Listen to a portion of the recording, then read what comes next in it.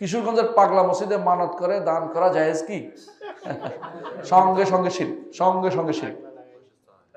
ওখানে মসজিদ হইলেও জায়েজ নেই। কেন জায়েজ?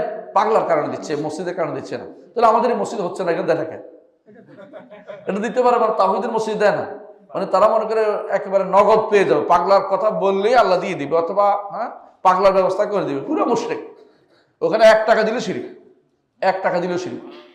সেখানকার দানকৃত গরু, ছাগল, হাঁস, মুরগি অপশানে বিকৃত মাল কেনা জায়েজ কিনা, সেগুলি কিনেও জায়েজ হবে না। কেন জায়েজ হবে না জানেন? যদি জানছেন যে সেগুলি দেওয়া হয়েছে এখানে, কারণ আপনি এটাকে কি করতেছেন? প্রমোট করতেছেন। এই প্রমোট করা যায় না। এমনি আপনি বাজার নিচে আপনি জানেন না, সেগুলো বিক্রি হয়ে গেছে, অজানা অবস্থা, সব খাওয়া যায়, কোনো সমস্যা নেই। কিন্তু আপনি যদি জানেন যে এটা শিরকি জিনিস থেকে আসছে, তো এদেরকে প্রমোট করার জন্য এটা আপনার জন্য কিনা জায়েজ হবে না। কথা বুঝছেন? এই জন্য আবু হানিফা রাহমাতুল্লাহ আলাইহির মত হচ্ছে এটা, যে এই 9 রোজের দিনে মিষ্টি খাওয়া যায় নেই। 9 রোজ বুঝছেন? নববর্ষের দিনে কাফেররা মিষ্টি দিলে সেটা খাওয়া যায় নেই। গার্মেন্টস থেকে এক্সপোর্টের, তাই বলে ঘরে মিষ্টি থাকলে খাইতে পারবেন না, ওইটা পারবেন, কিন্তু তাদের যে উদ্দেশ্যটা, এটা তো না আমাদের থেকে সার্ভ না হয়।